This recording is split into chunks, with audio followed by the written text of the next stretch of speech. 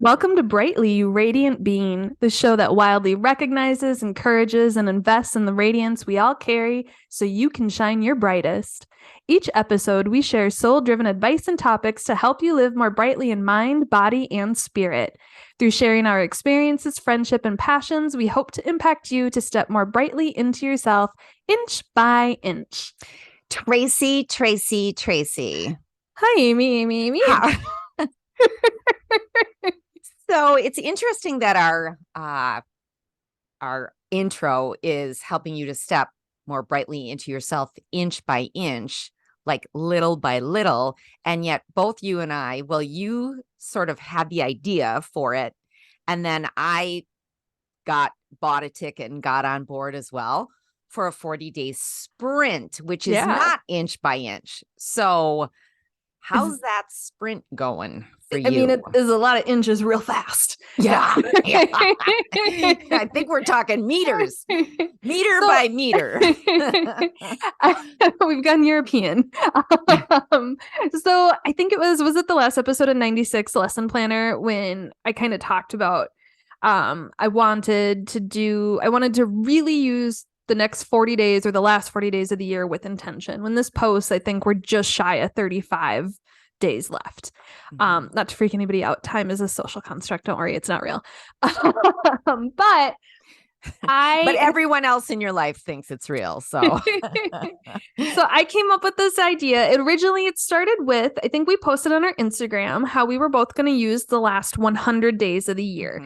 And we each came up with like 5 or 6 goals. And I felt really good, really keeping it narrowed down to those 6 inches, right? Just like tiny, measurable things that were in line with bigger goals that I had that I could look at the end of this 90 days and be like, hey, I did it and I feel better for it. And now I have XYZ produced because of it.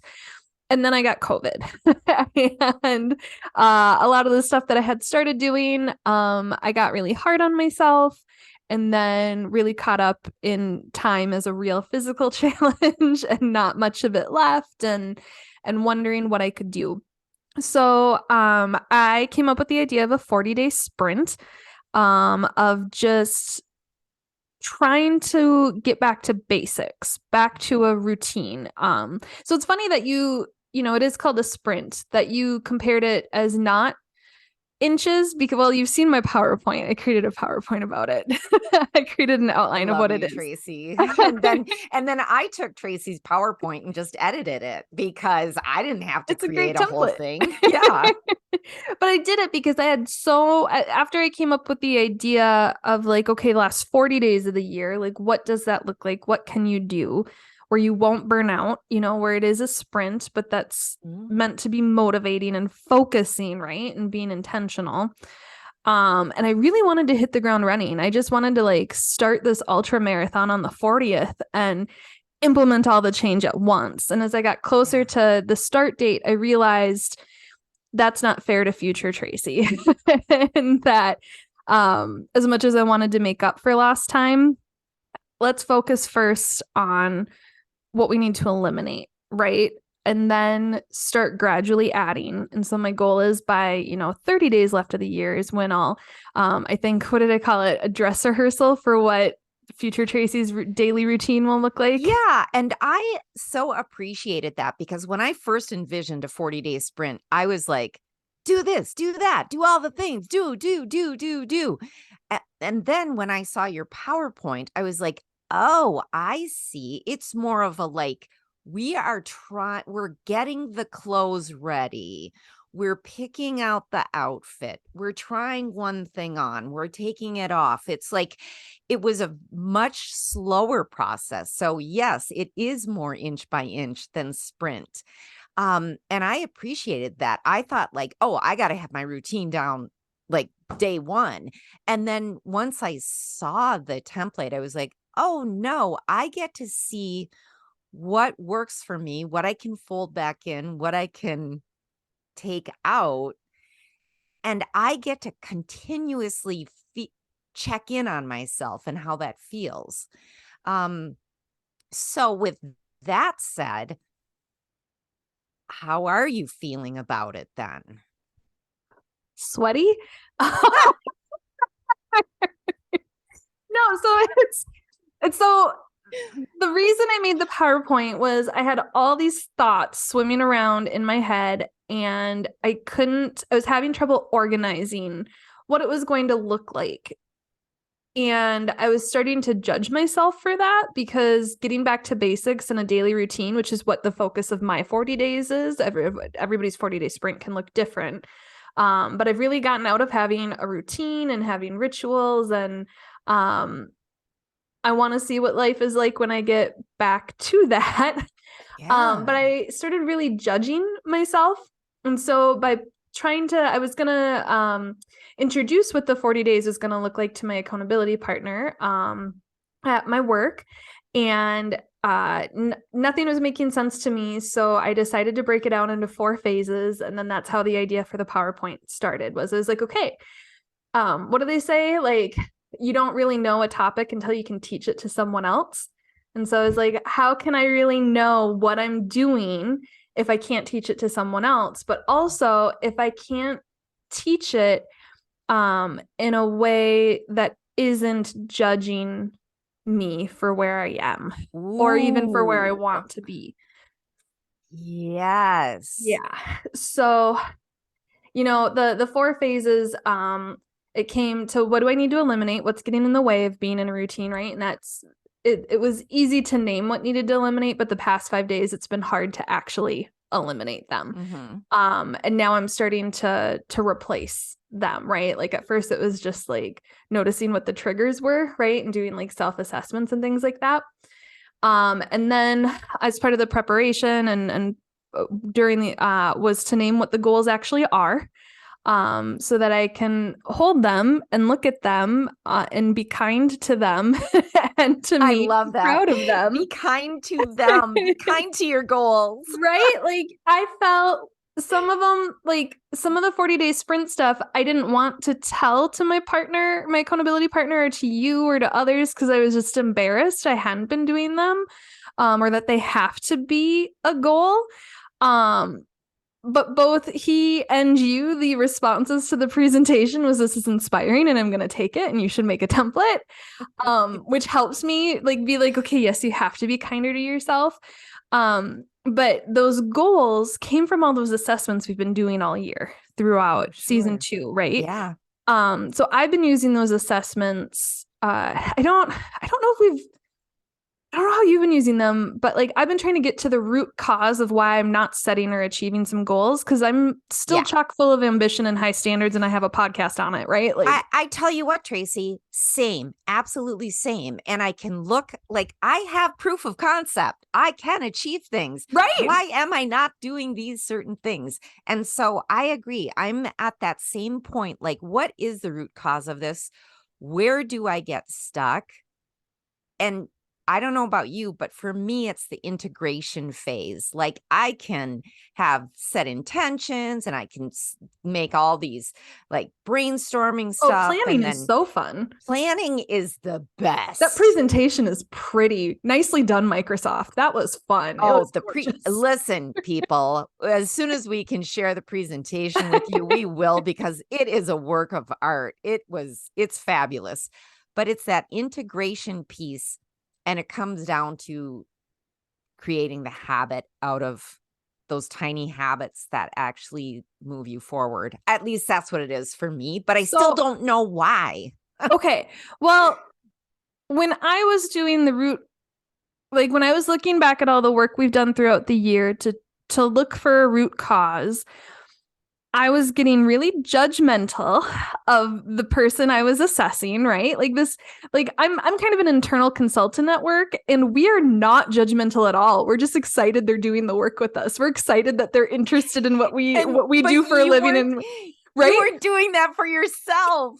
Well, oh my God. Yeah, because before planning out this 40-day sprint, and really looking at the root cause, before all year I've been saying like the root cause is you, dummy. Like like that's what it's kind of been coming down to, is because kind of like you, it's like I have the tools, I have the knowledge, I have the time, sometimes I have the energy, but like I have all this awareness, inner and outer, and it's still not getting done. So the problem is me. And or your astrology chart. I'm just yeah, that's you, right? It's the stars. Thanks, Mom. You couldn't have waited 3 weeks. Like, I would have been better as a Libra. Like, probably wouldn't have this podcast. Probably wouldn't be doing self-reflection. But so in stopping, and instead of like forming an opinion on the root cause, right? Because that's not what you do when you do a formal professional, risk assessment of others, right? Or of a company or whatever. You reflect. And so I was like, okay, I have been full of judgment for myself, but discernment for others. And what would it look like if we started looking at all these assessment results and journals and self-reflection we've been doing, I mean, not just this year, but for a lifetime.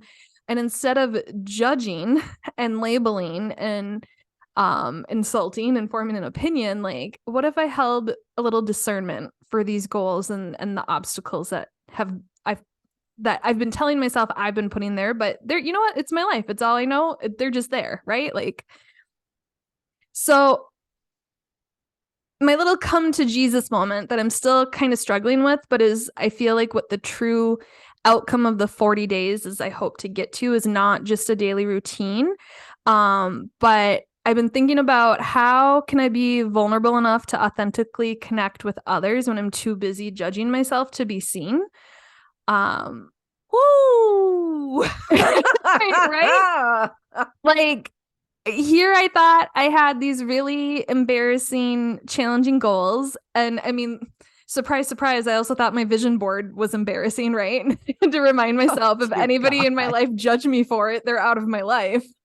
Like, and so same thing for my weaknesses or my basements, right? Like, if somebody's judging your aspirations and they're also judging where you feel at your lowest, and you're either sharing it or you're just at a place where you can't hide it, and they judge you for it, that's a bad person to be around.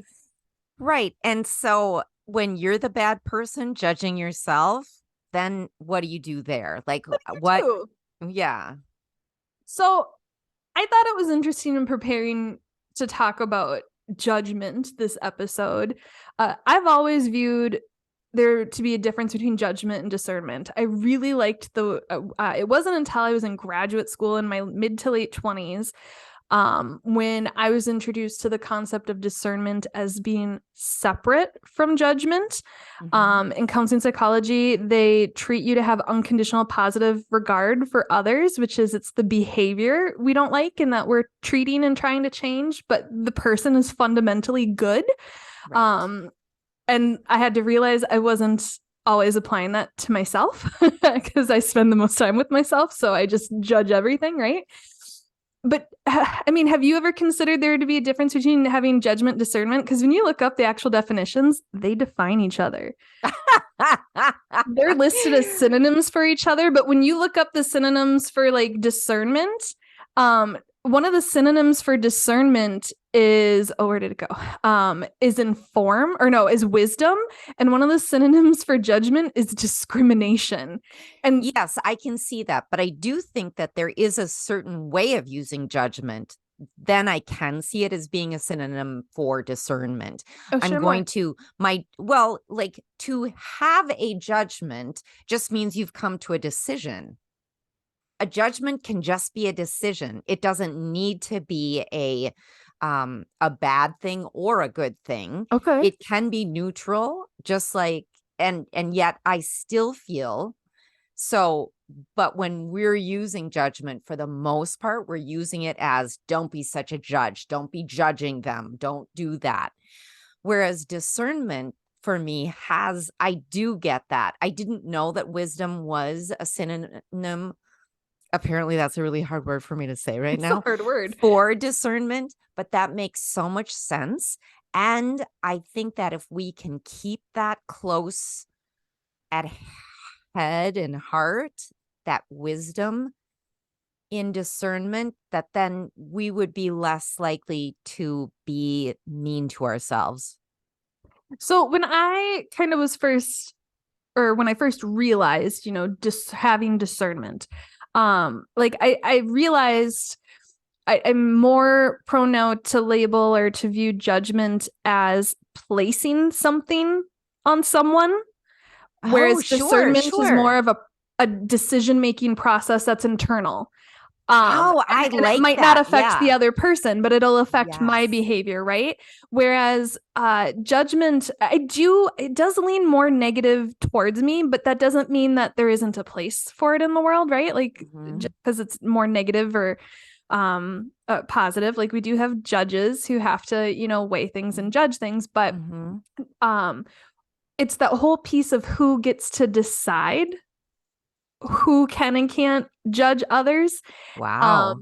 and and usually judgments outside of a formal and sometimes even informal environments are just opinions.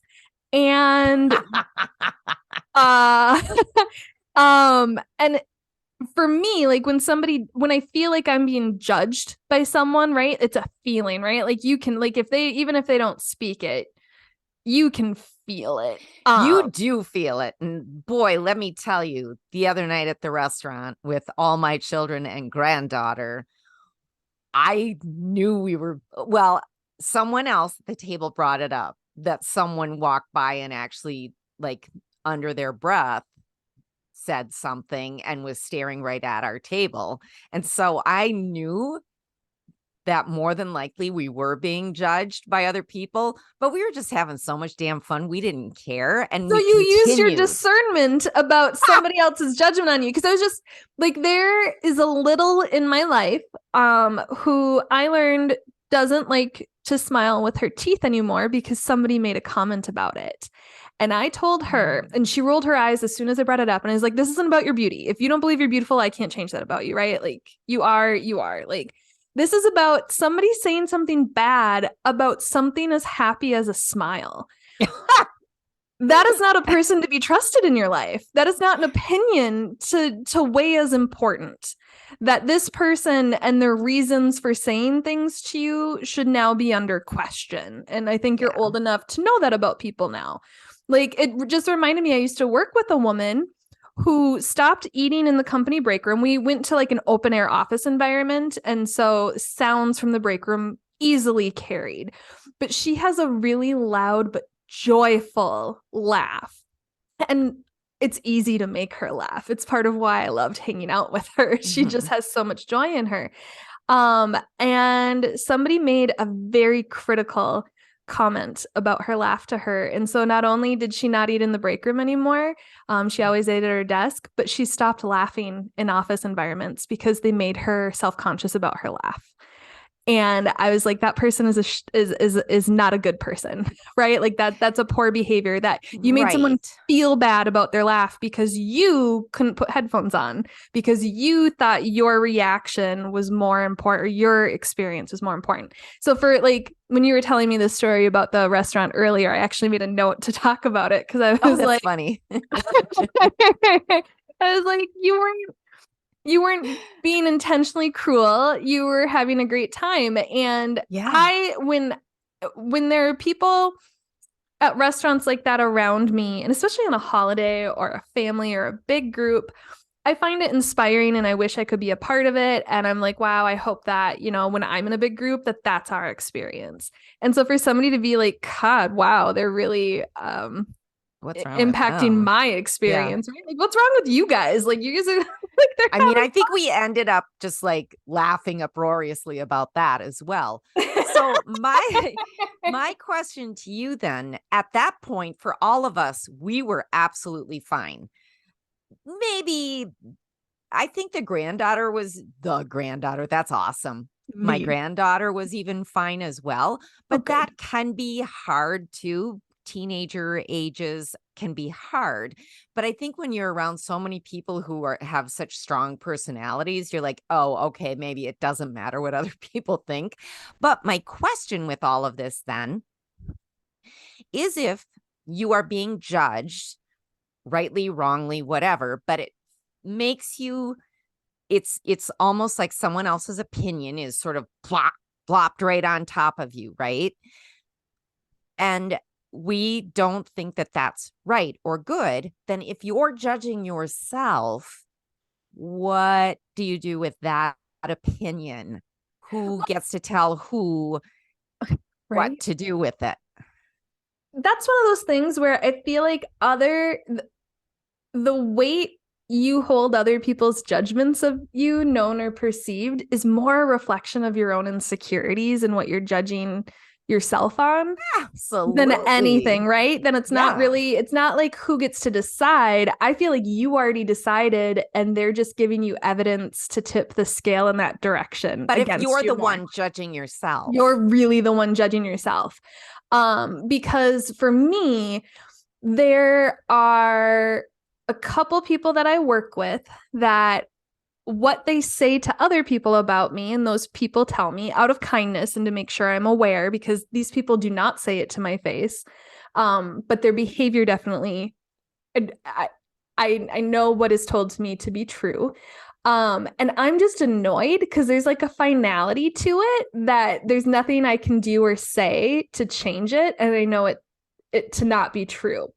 And so for me, the stuff that they're judging me on, the reason why I can just be annoyed by it is because I don't believe it. And there's enough other people around me who are like, they're wrong and this is crazy. And don't let them ever tell you otherwise.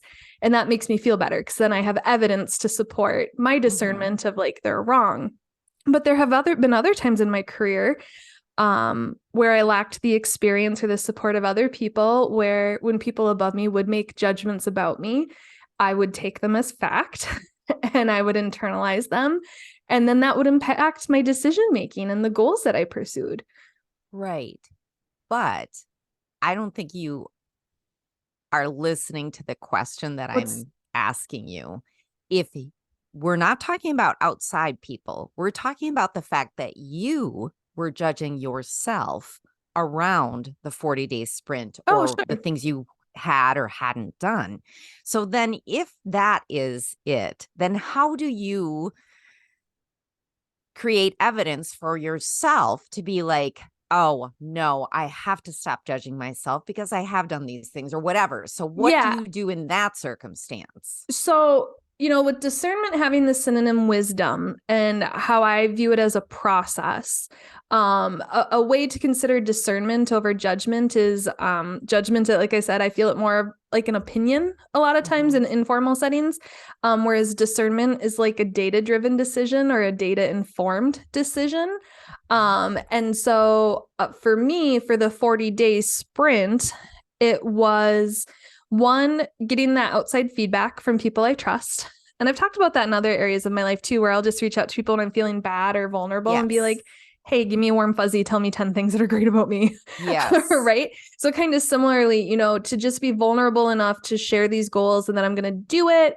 And with my accountability partner, it's like, okay, like, part of me gets stressed with accountability partners, like, oh God, I'm going to have to go and tell them I didn't do it. And instead, this time around, it's been like the stuff I've been eliminating. It's been like, I can't do that because I'd have to tell Mark. Like, I don't want to disappoint Mark. He's been so supportive of this. Wow. I don't want to Yeah. disappoint him. And so I haven't done it. Or like, oh God, I have to do this today because I told Mark I was going to do this, once a day for 7 days between our meetings. Right. And that, the great thing about this accountability partnership is like I let him know where I'm struggling, or like same with him, like we set tiny inch by inch goals with each other. Like, okay, what are you going to do today to make sure that you do that? Or, and then we send text messages, and his even last week was like, here's a picture proof of, I did what I told you I was going to do this week. I did it right away today because like I told Tracy I was going to do it.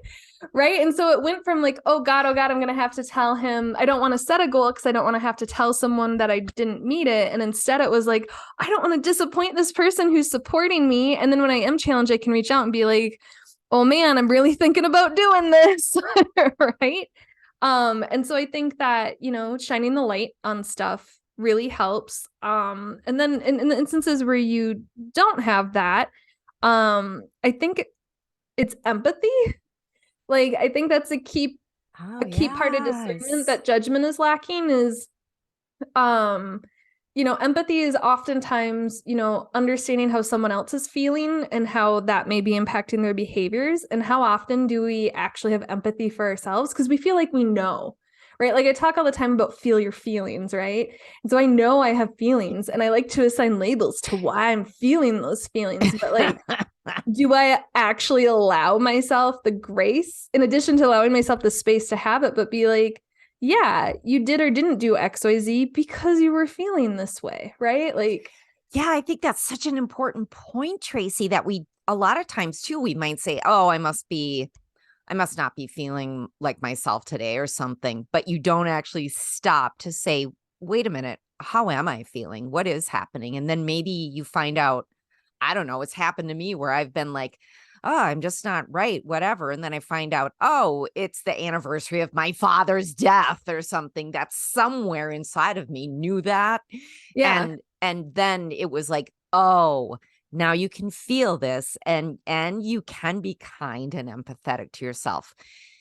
So do you think that by making your 40-day sprint kinder to yourself and more like, oh, this is just, we're going to take it slower, did that stop that judgmental voice or at least slow it down? So I feel like now, is it Judgment? That's the scale, the blindfolded scales, Yeah. right? That like that's Yeah. the statue or the Oh no, justice. justice. So that's justice. Yeah. So I'm starting to view it more like instead of judging myself, trying to be just with myself. Oh, I like that. Where I'm having so my accountability partner a while back earlier this year said, why are you letting your feelings get in the way of achieving your goals? And so at that time, I like got really hard on myself and was like, yeah, wake up and do it anyways. And then I was like, that's not you. Like we tried that. That's not working. That's not working at all. We have feelings and we need to feel them and attune to them. So now when I have these judgments about the feelings or when I have the feelings, right, it's kind of putting them on a scale and like using that discernment and wisdom of what is going to be the best right now? Do we need to react to how we're feeling or do we need to respond? And one is planful and mindful, and the other is just triage and in the moment, right? And so I feel like everything is about like a high vibe and a low vibe version of something. And I feel like judgment with the more negative kind of opinionated connotations can be more low vibe and discernment can be kind of more high vibe. And so I'm trying to just at least to be neutral in the middle. Does that make sense? It does make sense. There are times that okay, so there's times that for me, I can be way too hard on myself and like ridiculously hard on myself. Like, why haven't I done more? Why aren't I doing more? Why didn't I do this? Oh, I should have done that, stuff like that. And then there are times when I'm like, tra la la, everything's cool and groovy. Ignore, blindfold. Yeah. And maybe I could use some judgment at that point, being like, hey, I don't think you're living up to what you actually could be doing right now. So sometimes I think I need that myself to judge myself. So wait though, but like those inner judgments or even, thinking people are talking about you at a restaurant, like granted you later learned that there may have been some evidence to that, but like all these little things where you like should, or I could have, right? Yeah. Like, yeah. Where did you learn that? And who said? And you know what? I feel like we've actually had something similar to this conversation where I created this whole thing around where I should be, because no one ever said it. No one ever was right? like, oh, you need to be doing more. Why aren't you doing more? No. I created this monster myself. So I feel like living in the high vibe of judgment is having an intentional evaluation of the judgment or of the situation you're in. That's what I need. And what did you just call it? Intentional evaluation. And then be open to discovery, where I feel like usually when we assess, we just want to label and move on and accuse and you're guilty and here's your punishment is you have to do it anyways and even less time with even less resources and now with all the shame, right? And or with a record. Like, I think that's just it, Amy, is like this judgment that we place internally, like it's like we have a criminal record. And we're the only ones aware of it, but we're the And ones. honestly, you know what it makes me think of? Yes, the criminal record, absolutely. But what I can relate to is growing up Catholic and going to every week you'd have to go to Jesus, Confession. confession. I can't believe I You had to go to forgot it. Jesus. Is that Yeah, what you had to go to you- no, I don't know what I was gonna say. And you confess your sins. And did the priest ever say, why do you think you did that? No, you just got penance. No, you got penance. And then you went on your merry way and you said your our fathers and your Hail Marys and whatever else the And hell. your And slate then was clean till next Sunday, your right? slate was Yeah, clean and you could go do the exact same thing again. So with religion, like judgment is so closely tied to religion, right? Like all religions, not even just Catholicism, but that's the most notorious for how they treat people. But the reason why, I was just kind of thinking criminal record is, once you get certain criminal records, it stays with you for life. It's harder to get a job. It's hard. You can't vote. Like it takes things away from you. You have all these new financial restrictions, right? Like, or problems or things to overcome. And so when you think like you just are constantly handing down a sentence to yourself for not achieving these things or doing what you said you were going to do, without having that intentional evaluation and discovery of this was never attainable in the first place to anyone. Like a lot of people, like, to try and be motivating and aspirational, will say like, we all have the same 24 hours in a day as XYZ celebrity. And it's like, that person has a team. They have somebody to hire and they outsource all the stuff they aren't good at or don't have time for so that they can focus what they're good at, right? And this 40-day sprint and getting back to a routine was me acknowledging like, all right, you got burnt out. And so you stopped doing routine items in an effort to conserve energy. And now you're judging yourself for not doing your routine items when it was meant to save you, right? Like, and it didn't work. And so now it was just like, I was judging myself for getting in the situation while also trying to solve the situation and implement the situation and be the person to act on the new resolution, right? Like you just can't win. Like you have to be the person who did the thing, the person who assessed the thing, the judge, the executioner, and then the person that cleans up after it. Like that's a lot you're dragging that body around that we keep talking about. That's right. But I don't know. So I think it goes back to responding to what you did and why, right? And having that understanding about it and having the empathy. And when you actually see the root cause of why you got there, like allowing that to be your new truth, that it wasn't, oh my God, I'm a terrible person, I didn't hit this goal. It was, oh, I was going through XYZ and that impacted my ability to do blah, blah, blah. And here's how I'm going to achieve the goal now. Yes. Or maybe it's the wrong goal. But also sometimes I think it's like, oh, why didn't I achieve it? Oh, because I didn't actually work at it. And why didn't you look? Yep. Why didn't you work at it? Okay, then, and that goes back to like, we have that the 5 whys. Thing. Yes, the 5 whys. It's so amazing. It's so simple and so amazing. I think everybody should do it for all areas of their life. But I also, yes, that assessing part that you spoke of, I just feel like we just do the label and maybe the penance and that's it. And so that part is just so important. Yeah, any like last thoughts on this or? Well, so I'm trying to look at everything like when I find my root cause, when I look at my reactions or my responses as, was it high vibe or low vibe? And if it's high vibe, great, keep doing it. And maybe it's not the right goal, like you said. But I need to notice the signs and symptoms of low vibe earlier and treat them immediately. And so I think it goes back to that self-awareness piece. And so, like normal Tracy, ADD Tracy, Sagittarius rising Tracy wanted to just jump in with a brand new life on day 1 of this 40-day sprint. Yeah. And after I planned everything out, I said, you're setting yourself up for failure again. You can't do that. And I said, okay, instead, we're going to focus on what we're going to eliminate without any intention of putting new stuff in. There was only one thing we had to start, and that was the Kundalini 40-day meditation, because that's time bound. And if you don't do that once a day, you have to start over.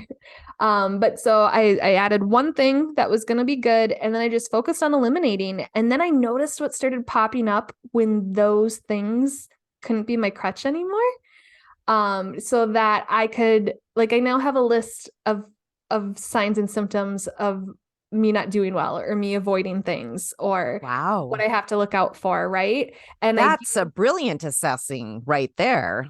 Yep. Well, and so, but now I have to use it. Right. And you don't want analysis paralysis. And so that's where having this whole plan was helpful. Cause now this next week is about figuring out, okay, here's how I want to feel.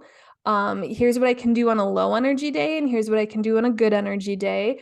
And when I'm starting to feel, like I have that list of the stuff I eliminated, what's some replacement tasks that maybe fulfill what it was doing, but in a more raising my vibration kind of a way, right? Yeah. So instead of scrolling TikTok, taking actual rest. I mean, we have whole episodes on this, right? Just stuff like that, right? So, yep, I have a list of what I need to eliminate now, and I'm going to start working on the list of what to implement, do a dress rehearsal of my routine, try and evaluate that with low judgment so that come day 1 of 2023, I have a routine that'll support the goals I want to achieve next year. So thank you, Tracy. And thank you. I feel like you're super vulnerable in this episode. Thank you for that. If this episode spoke to you or your soul, please share it with a friend. And if you have time, give us some love on your preferred platform with a rate, review, and subscribe. You can also reach out to us via Instagram and YouTube under The Brightly Podcast or via email at brightlypodcast@gmail.com. Thank you, Amy. Thank you for your support. Thank you for letting me share. And with that, we hope you have a bright and beautiful day. Bye.